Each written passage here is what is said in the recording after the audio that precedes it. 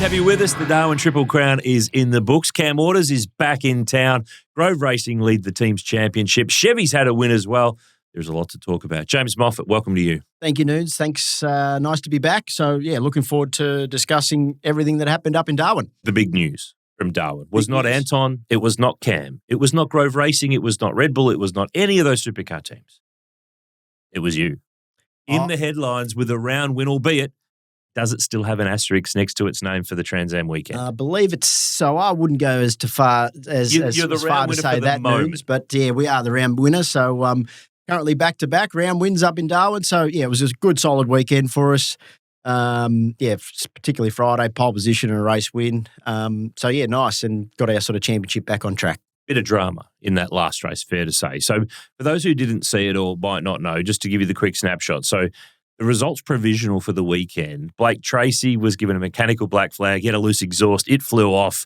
Long safety car period. The mechanical black flag he didn't respond to. It fell off. He pressed on. In the end, they said, actually, no, you should have responded to that flag, excluded from the race.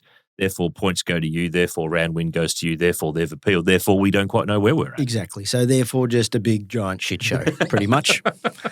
I tell you what we do know. That's our Castrol Performer of the Week. Kicks us off on the Undercut every week. It's thanks to Castrol Edge. They are trusted Castrol Edge by experts. Now, who have you got for the weekend? Because, look, do you want me to start? I'll fire it off here. Quite often on our Performer of the Week, we're isolating drivers. And look, drivers are the ones who steer the cars. They get the headlines. They spray the champagne.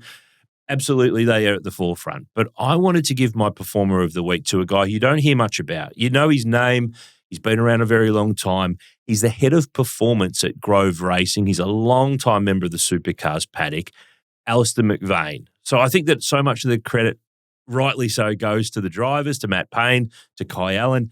They are now in the team's championship lead of the Repco Supercars Championship, which is a massive feat because if you look back over the years, not many teams win that title and not many get to the lead during the season. So I think that's a huge step. He's not underrated. He's very well rated in the industry, but when you go back through the Grove history of the last year or two, lots of headlines with David Couchy, lots with Grant McPherson, Ricardo Corte in recent times with Kai, Jack Bell as well. I think Al sort of slips through the cracks a little bit, which is his sort of style. But he's my Castrol Performer of the Week, given where they've ended up. He certainly goes quietly about his business, but that's a very good nomination, Noons, because Grove Racing are really proving that they are the real deal. Do you expect them now when they go to a round? You're kind of disappointed if they're not in the top 5 or 6. Like they look like they've changed what they deem is acceptable now, judging by Brenton Grove's comments on Sunday, where they were disappointed that Matt Payne didn't win that little pit stop slip up and it cost them a chance. Yeah, absolutely. So, and that's highlighted by the fact now that they're in the lead of the team's championship. So they it really feels like that team is just going from strength to strength. And on the back of that, it's the people behind it, right? Yeah. So, you got smart people like Al McVeigh, and there'll be a number of people that I'm leaving out, obviously, in that organisation, but they are definitely proving. I mentioned Grant McPherson too, so he's still with the team, but he's not at the track, and I believe he's working from home in that period that he's kind of told them that he's going to go and work for GM before he actually, I think he joins them just before Bathurst, I think might be around when that kicks in. So nevertheless, though, they're a team that is not on the rise anymore. They're now absolutely there. Yeah, they're absolutely there. Their expectation levels have raised. Who have you got for your Castrol Performer of the Week for Castrol Edge, trusted by experts? Righto. Well, I've got a couple of. This is a bit of a three-phaser for me. How can you have three? It's the Performer of the Week, not the Performers of the Week. Because there were enough people that could easily have slotted into this nomination. Are you sitting on a fence here? No, I'm not. No. But firstly, we're going to speak to him a bit later in the show, but definitely a big tip of the hat to Todd Hazelwood. That super sub performance was just quality. Really, really impressive. So stepping into a really good car that had been running at the front all weekend, but you've still got to do the job. Zero preparation, you still got to do the job. That was like trying to do the long jump of the Olympics without a run-up. Exactly. It was pretty impressive. Was good to see Waters and Tickford back on form. I think we'll touch on that a little bit later in the show. But for me, my Performer of the Week was Anton De Pasquale and Team 18. So in the lead up to the event, a little bit of external noise around their performances and whether they were living up to the standards that should be set by the Chevrolet homologation team. Don't beat around the bush. Mark Scaife's comments. Exactly, yeah. And, he's got the credentials and his CV is behind him to have a bit of weight behind those comments. But for Anton and the team, they came out and they answered those critics, if you like, if they are out there, in the best possible way. That Sunday win was very, very impressive. They did it both on strategy and car speed. So they are my Castrol Performer of the Week. So you've narrowed it down in the end and you've settled on Anton. Yes, I have. Okay, so you had a few that you want to just mention. I had a podium honourable mentions. Okay, honourable mentions, podium. Okay, fair play. But I have to agree with you, Anton De Pasquale, Team 18, their second win of the season, a win at Sydney Motorsport Park and now a win at Hidden Valley, which is actually where Anton won his first race, if you remember, back in 2020 with Erebus in the COVID era. It was one of those, remember they had that sort of COVID situation where they had the tyre allocation such that no one could possibly win all three races in a weekend. But that's right. Nevertheless, that is where he kicked off his winning Supercars Championship. And, that's been a successful track for Team 18 in the past, and Frosty, they continued that. Yeah, so, it was good to see. We will chat more about Anton De Pasquale, Camaro and Team 18 later on the show. That was our Castrol Edge Performer of the Week. For Castrol Edge, it is trusted by experts. But it's time now for our burning questions powered by Motorcraft. Burning questions powered by Motorcraft. Of course, Moff, Motorcraft. Oh, long history in the sport. Presenting partners of Mustang Cup Australia, long-time partner of your dad with the Trans Am Mustang back in the day. Yep. When it comes to OEM parts, Motorcraft, to go. Trusted by Ford, spark plugs, batteries, brakes. Just whatever you need. Whatever you need. Motorcraft. Motorcraft I'll sort it. Places to go.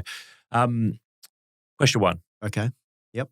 Does 888 have the wobbles at the moment? Well, I think you might be going a bit early for that type of chat. They do yet. Well, you asked the question. That has been posed on my run sheet. Right. Well, for a team that is still leading the Drivers' Championship with Brock, Will Brown is moved up one spot to seventh. He's been fighting back. Second in the team's championship. So I don't probably think that warrants calls that they have the wobbles just yet. So it was an uncharacteristic Darwin result for them. No silverware, no poles. But I guess it's a real reflection of the level that they've achieved for such a long time. Such a sustained period of time that when they don't, I mean, your point's right. Brock Feeney's still leading the championship and they're second in team's championship by not much at all. But we're so used to the Red Bull Ampol team being the absolute benchmark bar, spraying champagne and winning trophies is kind of a habit.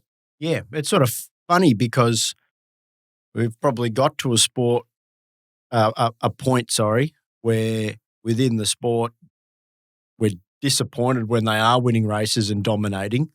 And then critical when they're not. Exactly. Yeah. So, you can't have both, can you, really? But they'll definitely be motivated to regain the team's championship. I know that for a fact. And Townsville is always another typically good track for T8. But we said that coming into Darwin. Yeah.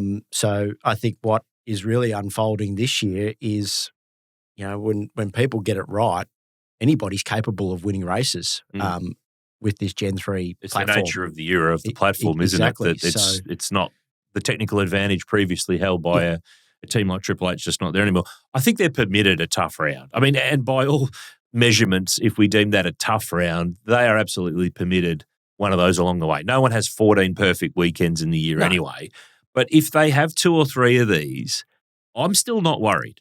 I'm not worried at all because they've clearly, and Brock Feeney's comments in the aftermath of the round where he said, we basically need to go testing at these next couple of rounds. It's bang on, but the irony is that that's the thing that Jamie Whincup said at the start of the year. Wasn't happening. That wasn't what Walkinshaws did last year to win the championship, but I get the sense that everyone's got a bit of that in their mind at this part of the year, and Triple H should. I mean, I'm not worried if they have 2 or 3 like this in a row. At the end of the day, it's kind of like being on top of the AFL or the NRL ladder right now. Yeah.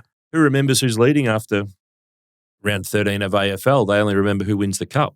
Exactly. So, they're in a position where they can come on, like Brock can come out and sort of make a statement like that, if it's not a perfect weekend. He's got a buffer too to be able to play with. I mean, what is he now? At the moment, he's 500 points in, or 507 in front of the top 10 cut line. He's 203 in front of Brodie Kostecki in fourth. He's 333 a whole weekend in front of Will Brown, his own teammate. Yeah. So for Will Brown, you don't really want to go playing around at the moment on trying stuff, because you need to make sure you're a bit further up the queue to be able to be a bit safer when you get to those enduros. Well, and Will did that across the weekend, really. Results of fifth and fourth across the three races. Brock obviously had that struggle in the first race up at Darwin, 14th, but 7th and 5th across the Saturday and Sunday races. So, again, we're marking them pretty harshly if we even consider that a down weekend. There's plenty of teams and drivers who would love to have that. Take that result, weekend result, any day of the week. Absolutely. And when you look at the last two rounds, so Tassie, Darwin, Payne is the top scorer. He's only outscored Frinay by 31. De Pasquale's third of those two rounds. Kai Allen fourth and Will Brown fifth. So they're there or thereabouts. Yeah. I think it's. I'm not giving them the wobbles. The bike's not wobbling. The wheels are not about to fall off. It's just a nature of how they've been in the past. But the other element for me was that the Triple Eight supported team, Blanchard, they were even further away. So that's a pretty good measurement of how Triple Eight's going, how the customer team's going. Well, I think also further to that is BRT struggled in Tassie as well relative to how they have been going in the early part of it. A little bit. So, maybe the question should be, are they starting to get the wobbles, BRT? True. Anyway, their results up until the last couple of rounds have probably exceeded expectations. Yep, true. Question 2 on our burning questions for Motorcraft Moff. Can Cam Waters and Anton De Pasquale maintain the rage? Yes or no? Well, I would just start by saying the sport needs, we need Cam Waters in a competitive car, because seeing him back up the front of the field fighting for race wins, his natural aggression behind the wheel is good to see. He puts up to be too aggressive but Darwin, because he had a good car. Exactly, but he puts up a fight. Even that thing, that moment when he came out of the pits and defended overly aggressively. That was a bit naughty. The first defence was okay, but then he went again. But it was, for me, it's good to see that. Somebody that's going to fight and fight to the end, not just put white flag up and go after you. Yeah, and with Cam, you know better than anyone what he's like. You're going to get that. Yeah. So, but he's got to have the car underneath him to fight with, and clearly, they were able to turn it around on the weekend, because probably I don't think anybody saw that coming based on how they have been performing up until the weekend. So it was great to see, and he just proved that when he has the car underneath him, he can and he will deliver. But it's a real case, though. One day of sunshine doesn't make it summer. No.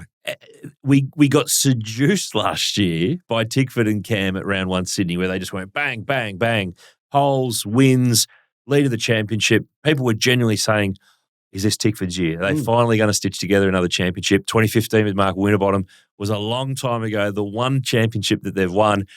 And then they just sort of petered out, limping into the back end of the year. I reckon they've learnt that lesson. A lot of these teams have watched last year and gone, you know what?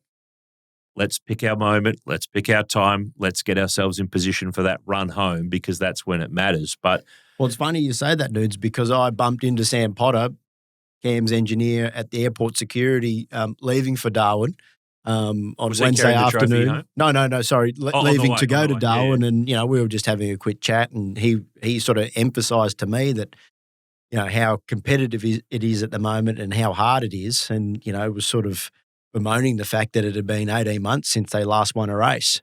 So when they did get that win on Friday night, I quickly text Potsy and said, well, clearly all we have to do is just bump into each other at the airport. So you're claiming credit for this. Absolutely, yeah, 100%.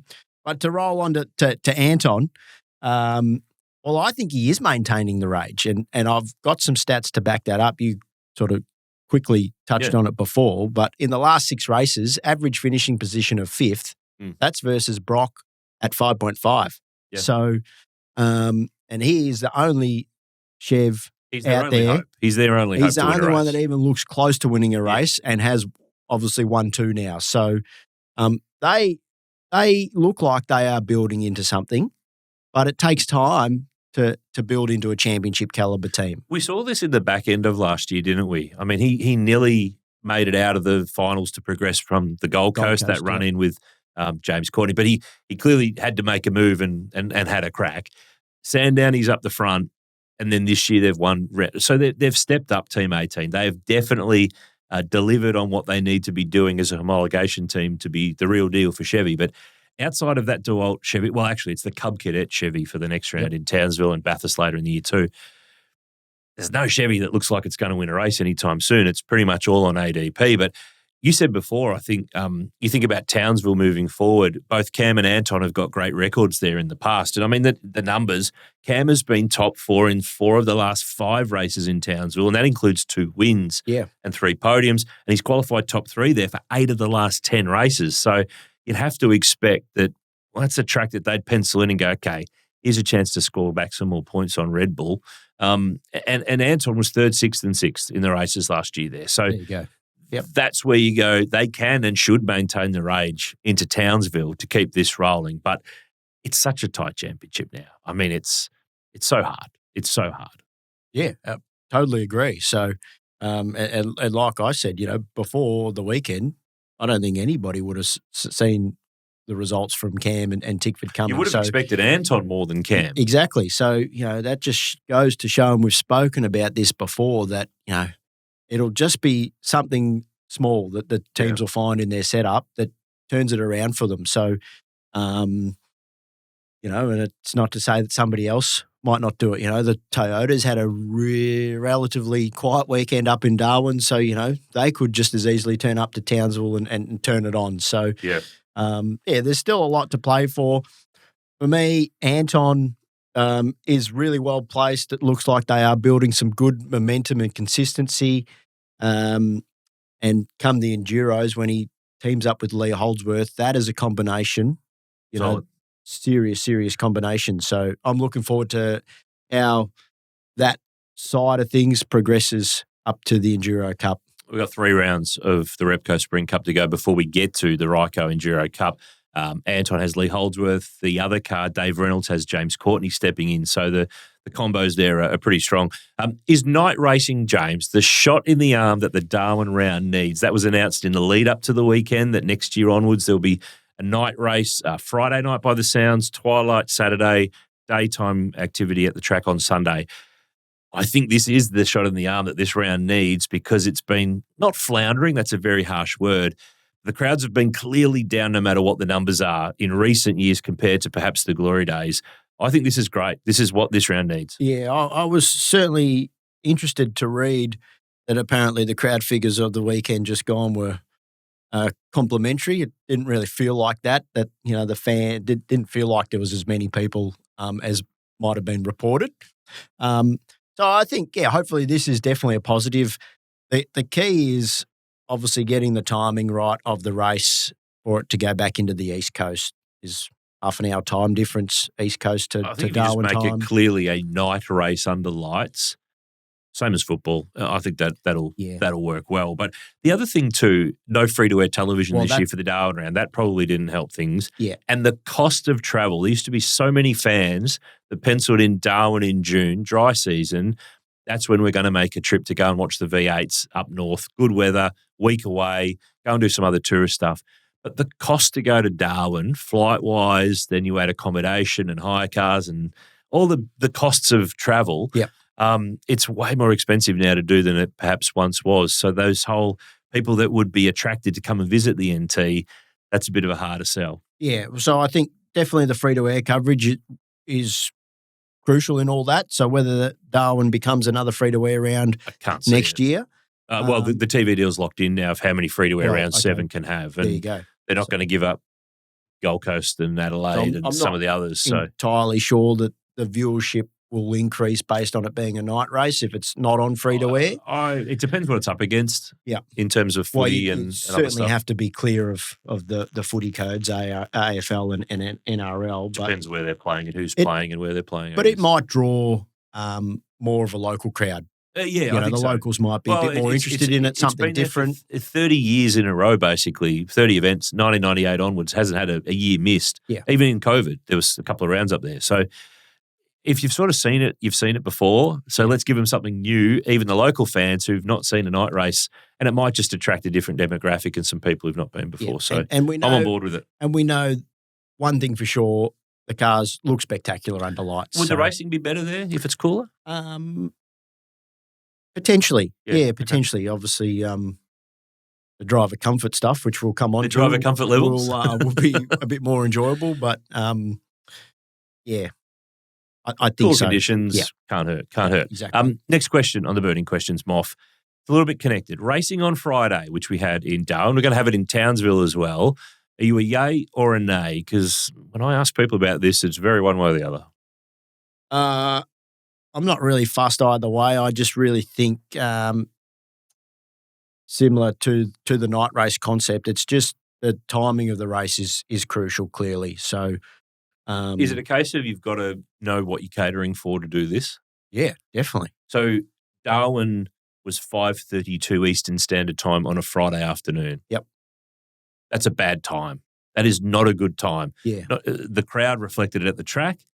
And who's watching it apart from the absolute hardcore tragics on TV on a Friday at 5:30? People are trying to get home from work. They're on a train. They're in their car. They're picking up their kids. They're doing whatever they're doing at the end of a long working week. If you're going to do a Friday night race, you got to go into the actual night when people can actually watch it. Yeah. Otherwise, if the tree falls in the woods, does anyone hear it? No, you're right. And then, but the other thing to that is what's it like for the teams? Is a Friday night race better than having the two back-to-back races on a Saturday from a workload point of view? Because the reality is a Friday night race more than likely ends to a late Friday night. You're still getting up and coming to the track on Saturday.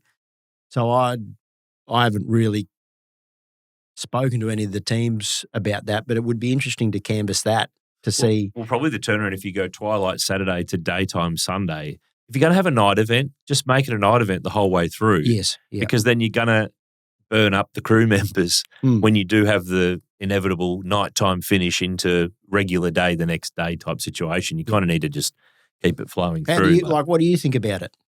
Are you yay or are you? I'm yay to Friday, but on the basis that it's at night because that's when the most amount of people can see it at the track and view it on TV. So you're talking like a 7 o'clock race or something like that. 7:30. I mean, Sydney Motorsport Park was 7:53 local time this year. That's under lights. That's tick. That's absolutely in the perfect window. Darwin, I said, was 5:32. The Townsville race that's coming up will be 4:15 local time. So who's home to watch that? Who's home to watch that on a Friday? If you're in commuter time, school pickup time. I know that on Fridays a lot of school kids are at the rounds in supercars, but surely by that part of the afternoon they're heading home or they're already done. Friday's Adelaide Grand Final race last year was at 5 o'clock local time, and I think Adelaide's probably just a little bit different because of its status as the Grand Final. It's a big event. And the other element to this, under the current TV deal again, Friday races, I should say, even if a free-to-air rights holder 7 has that round that weekend, they don't have the Friday race, so it will still be only on Fox and KO. So if you're going to have it, I'm okay with a Friday race, but you've got to have it at a time that makes it make sense. And 5:30 in Darwin didn't make sense. And if it is free-to-air coverage as well, that has to be shown. It can't be. It can't be. Well, you need to change it. They need to change. The deal's locked. The deal's locked in for however many more years to come. Well, that's a mistake then. That's a whole nother topic. That's another burning question for another time. My next one is, Moff, the heat obviously was a factor in Darwin as it is most years, but should the heat number be a lower temperature? That's the number that triggers the rule around the driver cooling being in place at a certain level of, I think it's 25 degrees. Yeah, look. Was this a rule that was made for the optics of making a rule versus actually a rule that would be implemented regularly? Not knowing the complete ins and outs and the politics potentially behind all that, Noons, yes, maybe. I see this as it just can't be a supercars issue. At some point, accountability has to fall back on the teams as well. because safe working environments for employees / contractors. Exactly. So I think maybe as an industry, Do we need a new approach to this as an industry, the way we think about this stuff? maybe, but the fact is, motorsport is dangerous. Yep, true. The fact is, the cars are just hot. Okay, You'll never make them you never ice make them. cold. No, we don't run air conditioners. Yes, we have equipment in the cars like the dry ice systems, cool suits, helmet air. That's all well detailed. And that's come a long way. And absolutely, it has. And the cars are sealed up to within an inch of their life for performance reasons. Yeah. Okay. Not for safety reasons. So, people can sort of sit back and maybe say, oh, well, why don't you just rip the windows out in the cars? Well, the teams are never going to want to do that because makes it slow down the straight. Exactly right. Yep. But I can tell you from my experience in the Trans Am car that has no windows, it's just as hot in that car with no windows anyway. So, when you're going up to places like Darwin that are, let's just call it 30 degrees every day of the year that we go racing there, it's hot. Yep. That's just a fact. And as professional drivers and teams, you know that going into the event. When you're a full-time driver, that's what you put all the preparation into. That's why you do it. That's why you train. Yep. But the hardest thing is to always replicate or be able to replicate the heat that you have in the race car. So for simple terms, for people listening out there, if you just really basically want to say a general rule of thumb, whatever the ambient temperature is, or at a minimum, it'd be 25 degrees hotter in the race car. And I often say to people, you think, oh, okay, so 30 degrees day, 55 cabin temperature. You're not driving around with the air conditioner on in your shorts and T-shirt. You've got 3-layer race suit, you got full-length head-to-toe fireproof underwear, balaclava, gloves, race boots, helmet. So it's already an uncomfortable environment. But you're a professional athlete at the same time. But what other professional athletes expected to perform in those sorts of temperatures? No, and exactly. conditions? That's what makes motorsport unique. Professional sport is hard. Yeah, it shouldn't be easy. Exactly. I'm not for making it easy, but surely so the rule though, Moff, is that the forecast has to be 32.9 degrees or above via the bomb predicted that morning of that event. Yeah. If it doesn't trigger in Darwin, it's never going to trigger, really. It might take a really hot day in Adelaide, maybe a Western Sydney sultry day at Sydney Motorsport Park. Gold Coast tends to not get to that level of temp. Yeah. So if it's not triggering in Darwin, where's it going to trigger?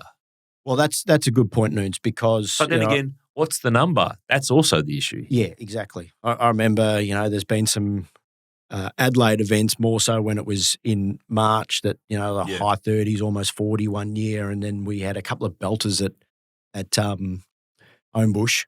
And, it's uncomfortable. Absolutely, it's uncomfortable. There's nothing... What's the worst you've ever been in your supercar days in terms of the heat, the effects? Have you ever stopped to ponder any long-term effects of getting cooked, basically, in a race car? Not long-term effects, but yeah, I've certainly had cool suit failures. I've had one in Darwin, and like most drivers, we've all had them fail, and a lot of the time the problem is when they fail and you're still wearing the vest and the water within the tubes obviously starts to get hotter. It's not having an unnecessary extra layer. So I think maybe the one saving thing for Randall, and I haven't spoken to him about it, but I understand that his cool suit, one of the lines actually broke.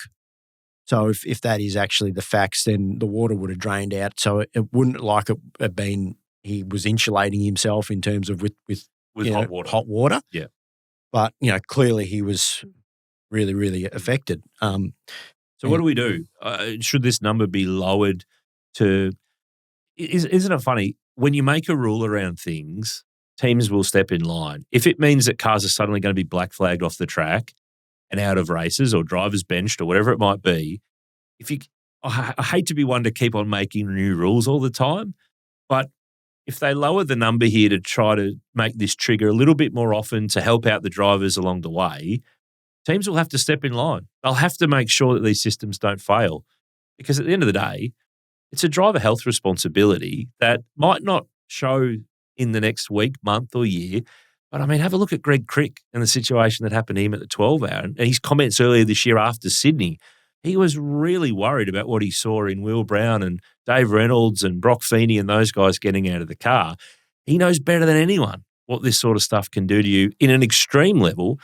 But, I just can't think of another sport where, I mean, there's been huge advancements in racetrack safety, car safety, driver cooling.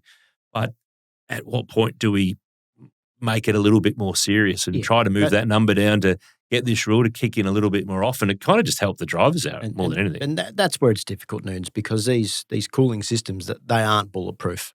So, there's a process and all the little details add up. But, it's a... And this is not an issue of drivers being soft. No, we see it all the time on socials, and you go, actually, it's probably the other way around. It is, because, you don't want to be seen to be giving up.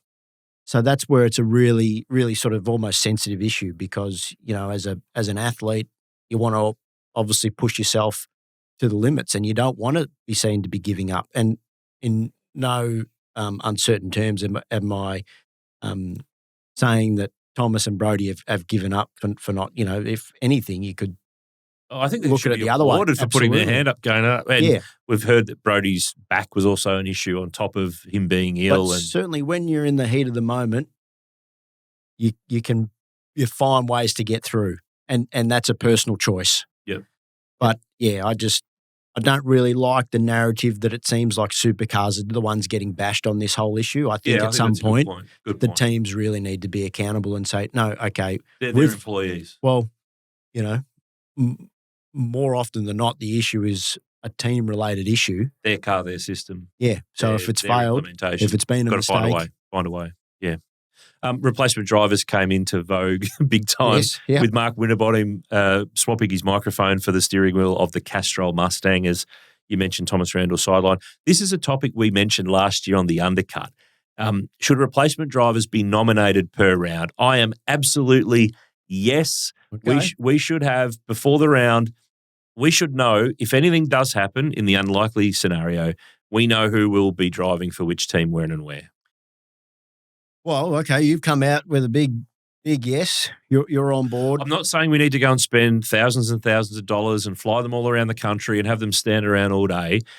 Darwin's a great example to go, okay, if Tickford need a driver, can they call in a Super 2 driver? Well, it's going to depend on when in the weekend that happens, and can we tick it off? Really, Super 2 events, those drivers they're ruled out, because the way that supercars have the schedule, the Super 2 race, you can't do it. Precursors the main races. So in that case, you would have gone into the weekend going, okay, if anything does happen, Mark Winterbottom's our guy. Yeah. He's there already, driver coach at Tickford and part of the Supercars telecast crew.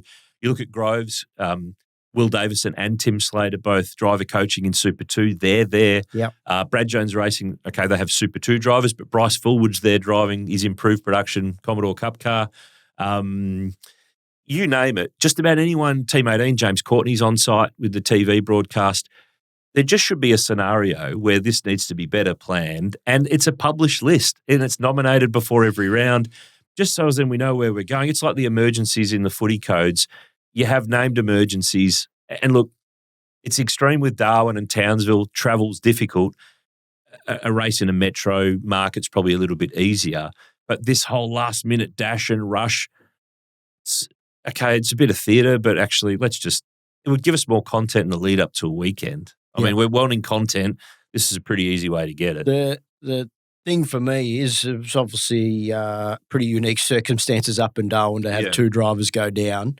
The one for me was that Todd wasn't completely organised with his Shell Racing. He will be now. Suit. Will be now. And so used and even used his Trans Am helmet. Yeah. So that wasn't obviously in their thinking in the lead up, but Winterbottom, strangely enough, did have his gear, which I found a little bit unusual. So why should that be unusual? That should be the norm for a professional race team to have all these situations ready to go. Some kudos to Tickford in that regard, if that is a scenario that they had thought through. So I think every team should think through it. But you being the super stats man that you are, when was the last time that a substitute driver was called on mid-event? There's been a few over time. Jack Perkins for James Courtney when the helicopter blew that board at Sydney. Okay. Was that 15? Cam McConville down in Tassie for Brad Jones Racing. Took over from Jason Bright without qualifying. Jumped in and got the job done. There's been a few incidents over the years where it's been that last-minute hurry-flurry. I mean, Adelaide, when Richie Stanaway wasn't cleared, it was going to be Kai Allen, then it couldn't be. Then it was Dale Wood, and then it could be Kai Allen the next day.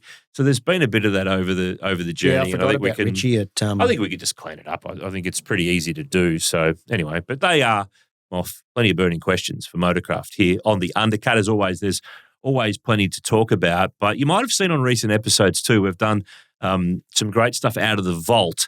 And we've gone back to the vault for Castrol this week. This is a classic Castrol ad. If you love Datsuns, this is for you. Castrol, put to the test. When the Datsun racing team push their cars to the limit, our oil's on trial too. They need the best, and Castrol comes through every time. Proved by Datsun and approved by them for every car they've ever made. Follow the experts. Choose Tungsten Tough Castrol. Every time. Well, he's the super sub, and he subbed in today here on the Undercut. His work was not done, Moff, on Sunday afternoon in his Trans Am car and his supercar as well. Todd Hazelwood, welcome to the Undercut. Gee, are you charging overtime to Brodie Kostecki for further work this week? I know he's booked out my whole week now, so I'm going to have a little chat with him. But hey, great problem to have. Anytime you get to jump behind a wheel of a supercar is a good day at the office. So certainly no complaints. Wanted to check with you: is it common practice that your Shell V-Power race suit and gear travels with the DJR transport around the country? Because if it doesn't, it needs to from now on, just in case. Yeah, it's funny, Noons, because it's actually one of the first rounds where I actually haven't had my race suit and helmet with me for DJR.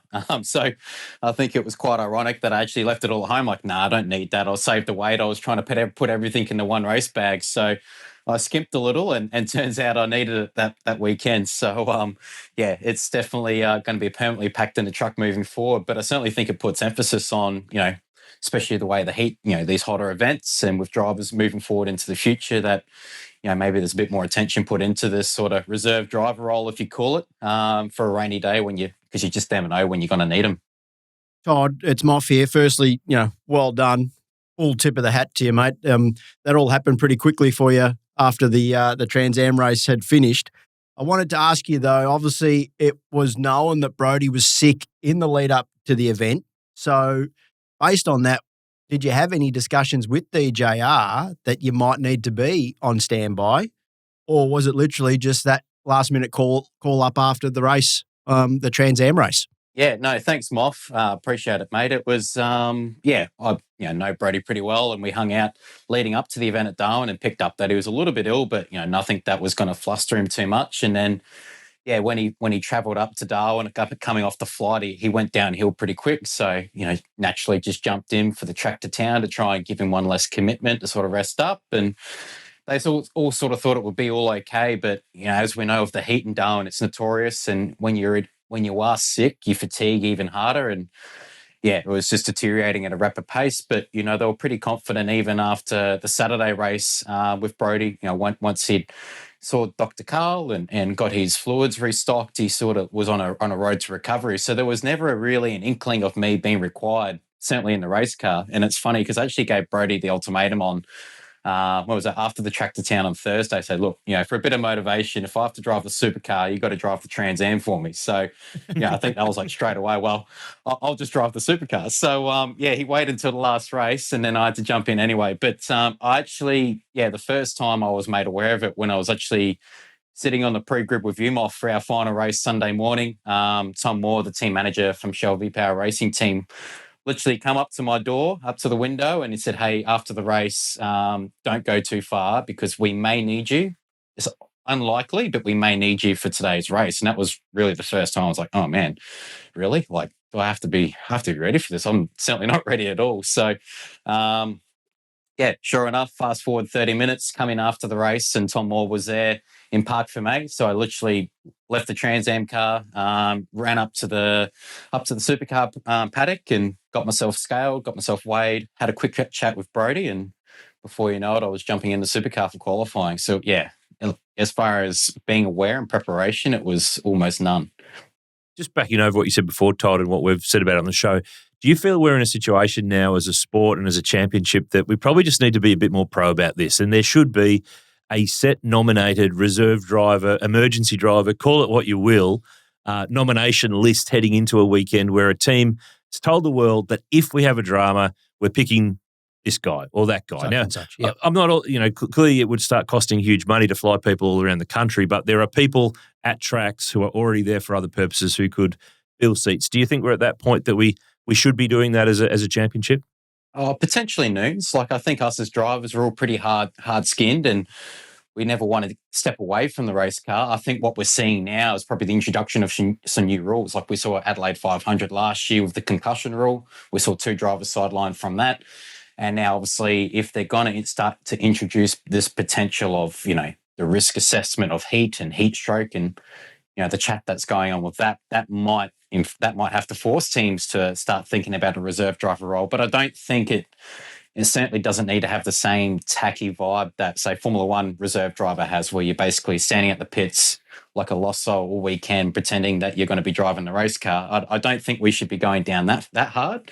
I think, like you said, be aware of the situation.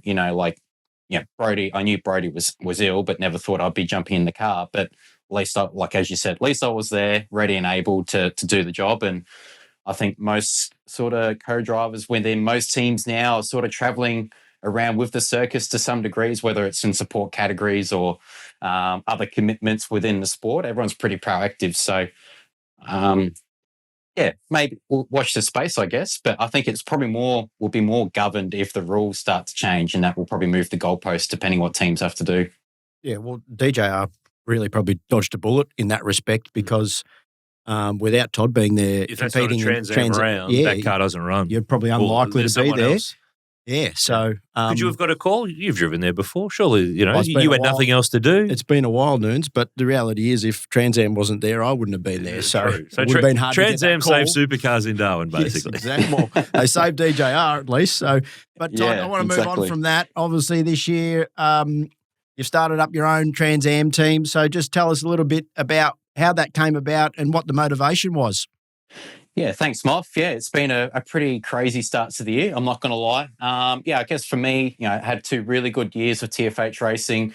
They were brand new to Trans Am, including myself at the start of 2024. And that was a really cool journey to, I guess, help work with them, grow the capability of the team and get it to the point where we're winning races and then winning championships, which was, all happened in a short space of time. But like anything, all good things come to an end sometimes. And Brett and the whole family at TFH, I get along with them still really well. But they just had a new direction, a new opportunity, and they went Porsche racing. So for me, I was sort of, well, what do I want to do? I still want to keep racing. I love the Trans Am product. It's loud, it's proud, good racing. And for me, it was like, well, I was sort of at that point where I was thinking about doing something of my own. I've been dreaming about the concept of Todd's Garage for quite some time, basically since COVID. And I guess the reason I wanted to make it Todd's Garage was that it was across all demographics of automotive. So, whether it's not just motorsport, it's, the classic car scene, restoration, the tuning scene with street cars and so on. So that way I wasn't putting all my eggs in one basket just with motorsport. But to have a race car in my name, number 1 on the door. And obviously the icing on the cake was introducing 4 and 20 to the program as well to kick off the partnership. So it's been a lot of work, obviously getting started, building the capability of the team, the business, working on the car, doing all the mechanicals myself. It's been a huge undertaking. Like every day has been a big day this year, but I'm probably a bit of a sucker for punishment, I guess. I enjoy the challenge, and I've always, probably haven't really been hard on the tools since Super 2 days where I was, prepping the car and all sort of stuff. So to go full circle now and still enjoying it, but also the opportunity to maybe turn it into something in the future, maybe the opportunity to grow Todd's Garage with a 2-car outfit maybe next year. So if you're looking for a fast teammate, Moff, just give me a call. Maybe at the end of the year or something, we could do a deal. See how much. I don't know if there'll be enough pies to go around for both of us, though, mate. You never know. That could be dangerous. Hey, Trans Am is not racing in Townsville, which is the next Supercars event, but you don't need to worry about being flown in at the last minute or anything going on, because we can confirm you will be there and you are already locked in to drive a race car. So you're there in case need be for car 17, but what are you driving? Why are you doing it? Because there's no V8 under the bonnet of what you're driving in Townsville. No, exactly right. The backup plan is activated noon, so we're ready to go. But I'm actually competing in the Toyota GR Cup at Townsville. Brand new challenge for me, I guess. I just love driving race cars. It's a great problem to have. And the team at Toyota approached me at the start of the year and wanted me to come along as one of their guest invite drivers, working with the young kids, helping the category. And I love Townsville, love the circuit. I've really missed not racing there the last couple of years. Obviously, as a co-driver, you don't get to go to some of the cool tracks. So, and Townsville's always been a bit of a happy hunting ground for me in previous life in supercars. So, keen to go up there, get amongst it with the kids and just have some fun.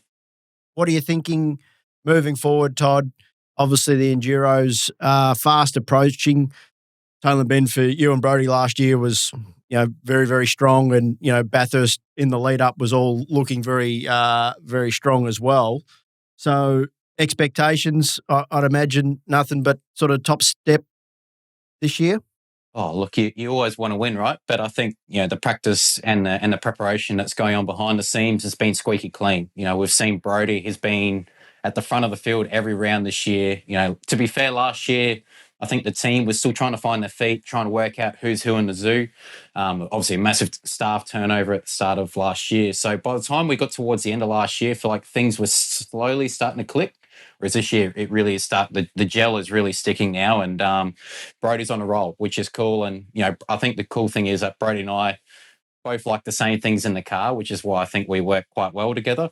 Hey, look, we've had a pretty good run the last couple of years. It would be selfish not to try and keep the good times rolling. But as you know, Moff, well aware that, you need so many things to go well on race day. And, we've been fortunate. We've had a good team and good opportunity the last couple of years, but everyone's working hard behind the scenes as well. So, fortunately for Brody and I, we've got that continuity. And I think that's also really strong. And for me, just trying to keep myself race sharp as much as possible. I think it really proved, particularly at the Bend last year, being on the full circuit. I think guys like yourself and me, where we're racing a lot, doing Trans Am and other bits and pieces where we could jump in the car and be, strong straight out of the box. Whereas I think a lot of people last year at Tailem Bend struggled to get up to speed and probably only were really ready come race day at Bathurst. So, we'll make the most of that. The preparation hopefully will take care of itself, and we'll see what we can do.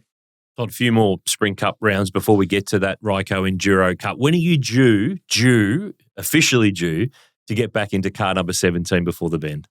Yeah, so actually doing a sponsor ride day at Perth. So I'll be sticking around after my Trans Am round for that one and do a few laps. So it's funny how you get quite excited to do laps as a co-driver at ride days, because you can sort of blow the cobwebs out and pull you and get yourself back sharp again. But our first official duties will be the test day post round at Ipswich there.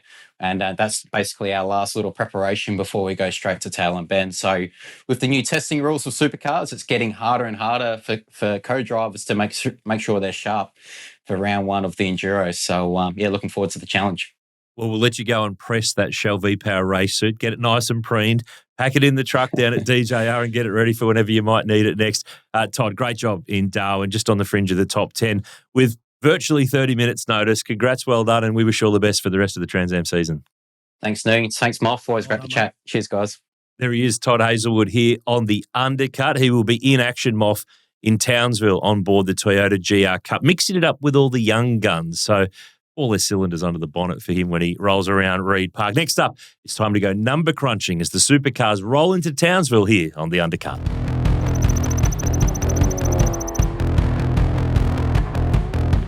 We love crunching numbers here on the Undercut. Moff, Townsville is coming up, and I think the thing that springs out to me about this place, and I don't know why, maybe you can shed some light, but not many teams win there. 43 races at this place have been won by just 6 teams, And two of those teams have only won recently in the not the car of the future, what am I saying? The Gen 3 era. Yeah. So, I mean, have a look at the numbers. 888 own Townsville. 24 wins. That's crazy. DJR/DJR Penske 7 at Tickford, 3 for Walkinshaw's, which dates back to the Holden Racing Team days. This is unique. There's no other track where the win ledger is so heavily slanted to not just one team, but probably those top 3 teams. So 888, DJR and Tickford between them, 38 of the 43. That's pretty crazy. Yeah, and so DJR, straight off the top of my memory, James Courtney won very first year there, 2009, He won the Sunday after race. He blew up on the Saturday. Yeah, and I would have said then the bulk of the other wins would have come from McLaughlin. Penske era. Anton had a win in 2023, remember? Okay. When he had more tyres to play with on the Sunday because he'd retired on the Saturday. Oh, that's right. Yeah, I remember that. Yep, that sort of came Mustang out of not being strong in Gen 3. Mustang was never going to win a race, Gen 3, and they went out and did that. Yeah. Erebus had a win with Will Brown there in 23 and Groves won with Matt Payne on Sunday in 24. But why is it? Is there any theories from you as to why there's only a handful of teams that have got winning results at this place? Well, it's a bit of a hybrid of a circuit in terms of street circuits. Is it like a mini Albert Park? A little bit. And it's there's sort of a little bit of flowing sections around the back of the circuit, but also very tight, technical. You need a car that rides the curbs well, puts its power down well, brakes well, and looks after its tyres well. So there's, a lot going on. There's a lot going on. And, engine performance around there is actually easily overlooked. So especially coming off that last corner, you're accelerating from very low RPM. Down to turn 2. Exactly. Yeah. So, 888 definitely have the secret sauce around there.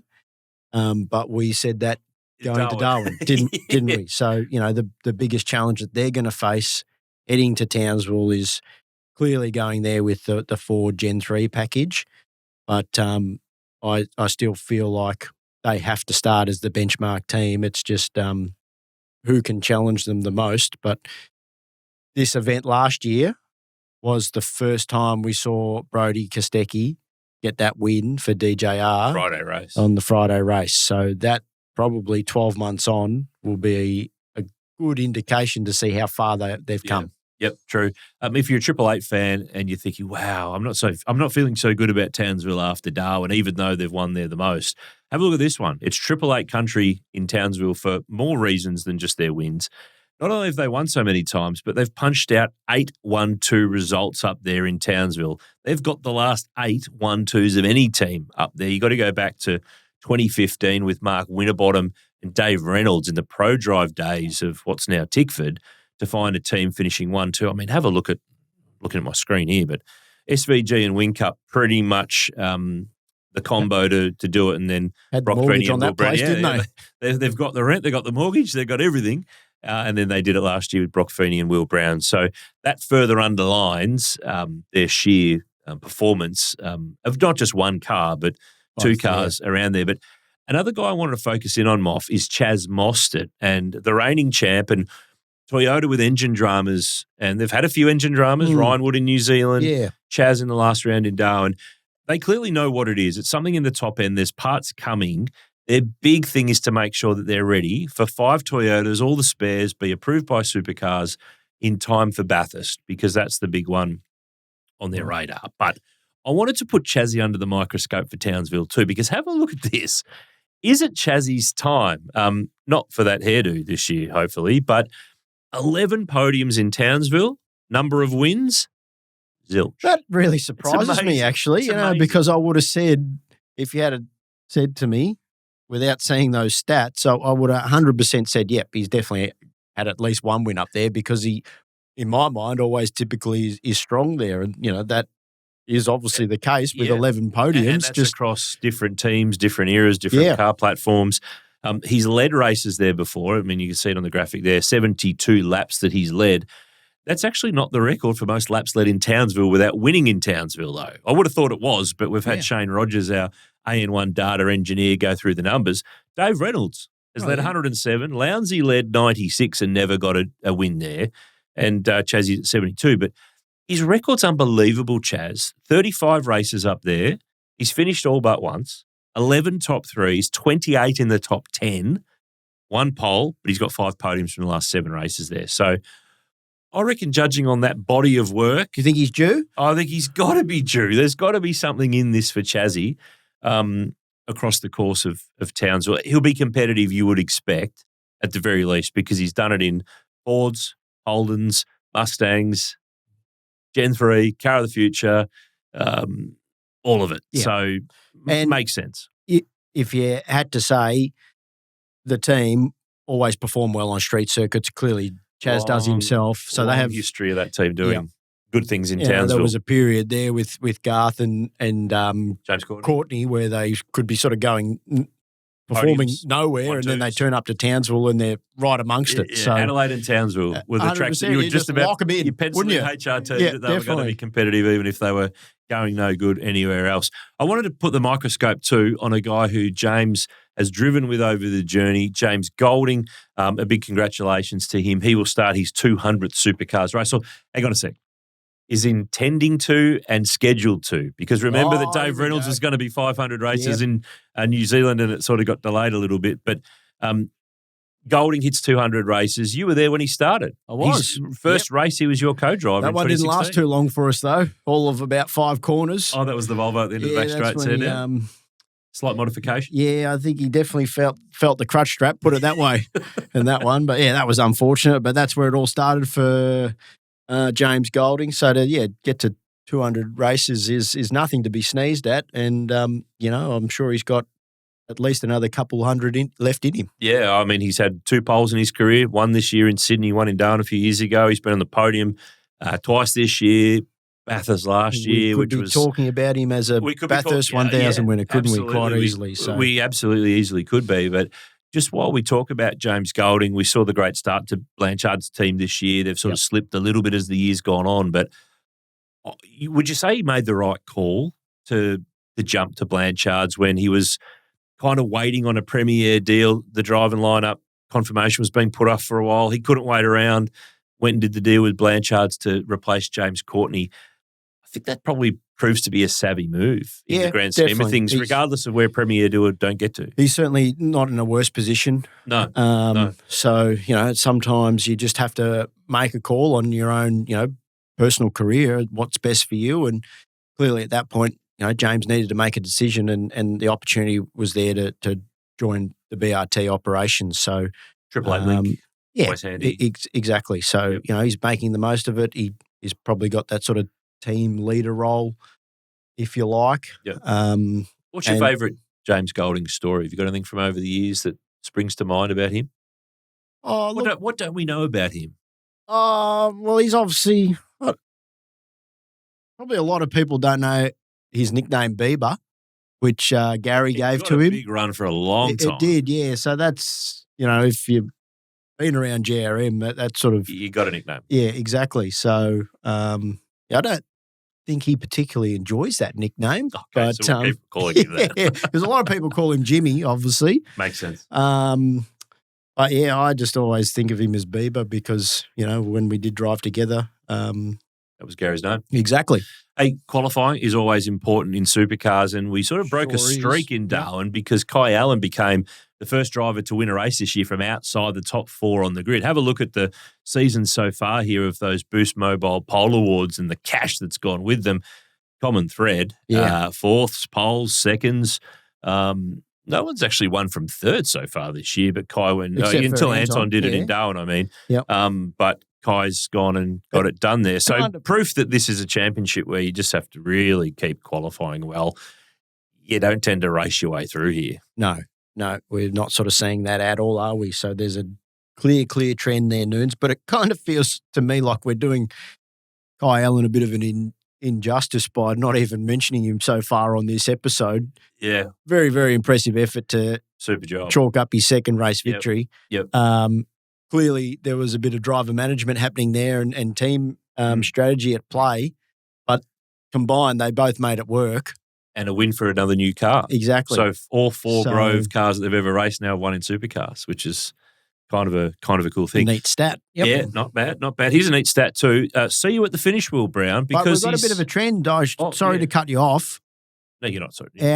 Our guests. Oh, they're going our good. Studio guests are going okay. So Anton came in here. So anyone out there that wants to win a race, we'll make you win. Come in studio and we'll get you across the line. So Todd Hazelwood, by coming on the show here, will win in the GR Cup in Townsville. Yeah, well, I'll be happier if he. Yeah, that's his next race. Because you don't want to win. No, I don't want him to win in the Trans Am. He's done enough of that. So fair play. Will Brown's got a nice streak going here too. He's got the best active streak of finishing races. He's up to 77 now, and that goes back to Adelaide 2023.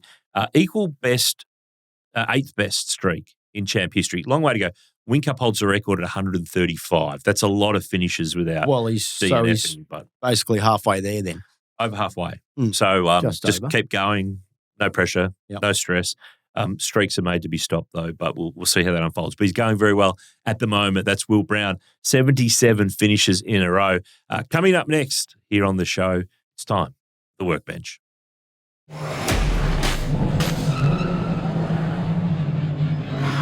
Time for the Workbench here on the Undercut, and it's brought to you this week by ACL Race Series. Supercars, Moff, of engine bearings, based down in Launceston in Tassie. They've been punching out plenty of bearings for plenty of years for Repco Brabhams back in the day, Jack Brabham, Denny Holm. They have.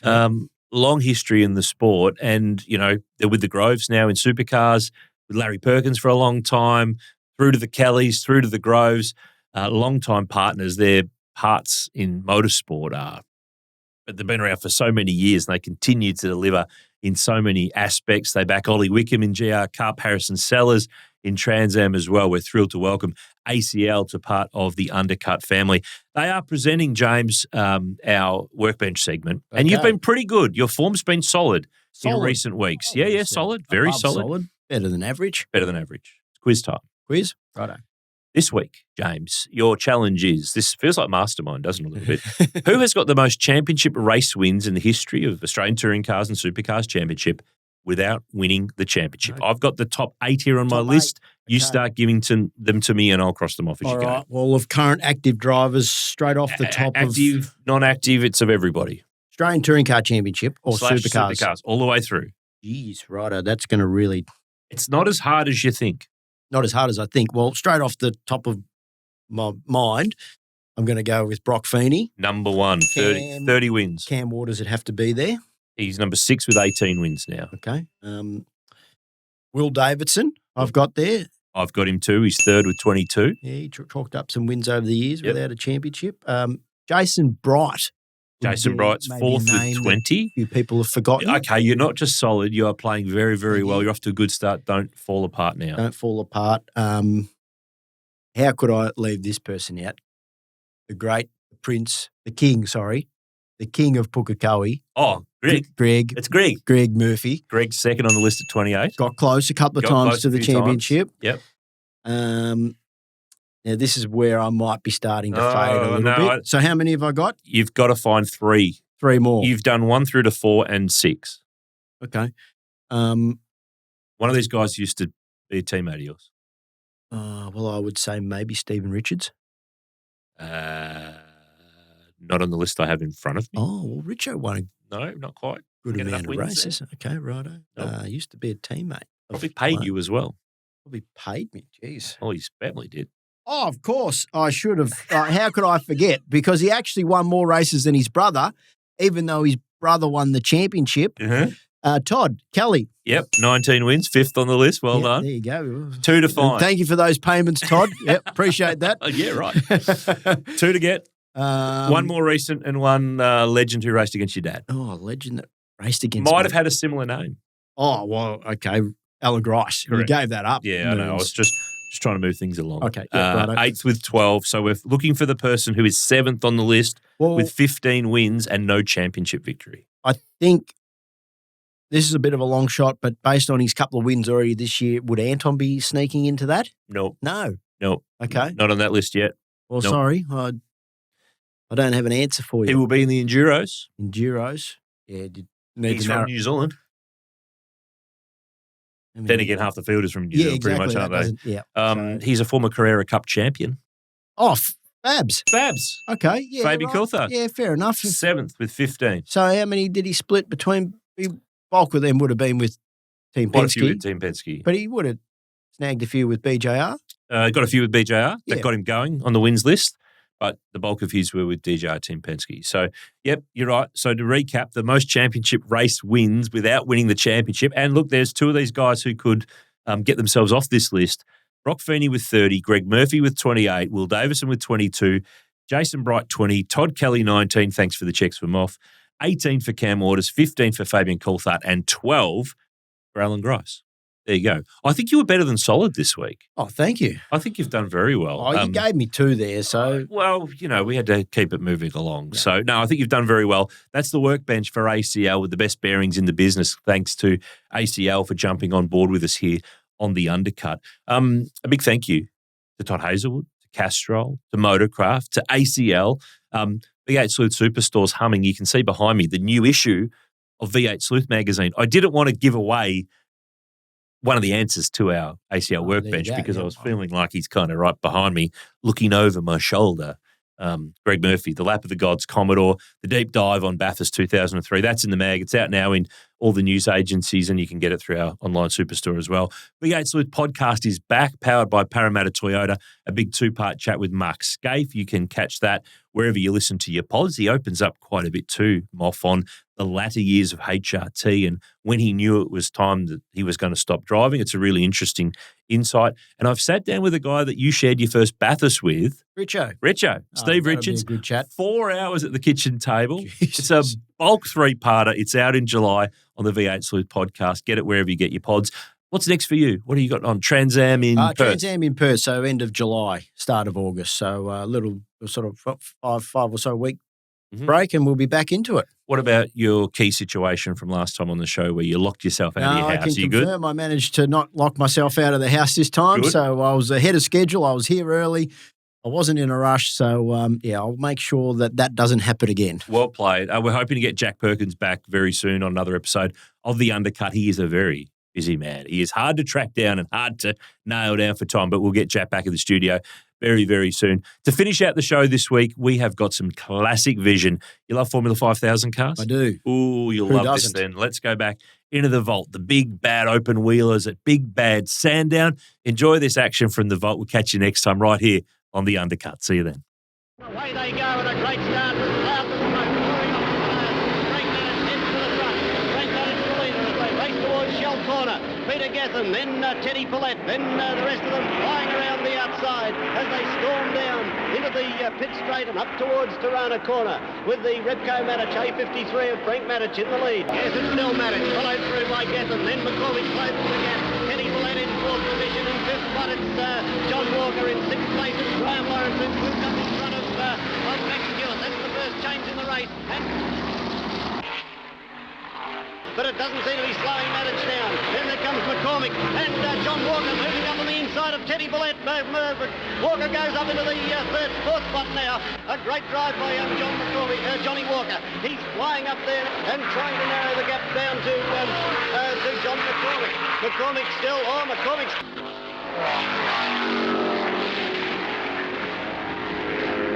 The racetrack, you see, is the most demanding test of automotive equipment that man has ever devised. Peter Genton from the UK in the Chevron.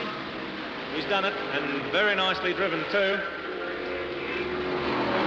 Looks pretty good. And second place home, Graham McRae.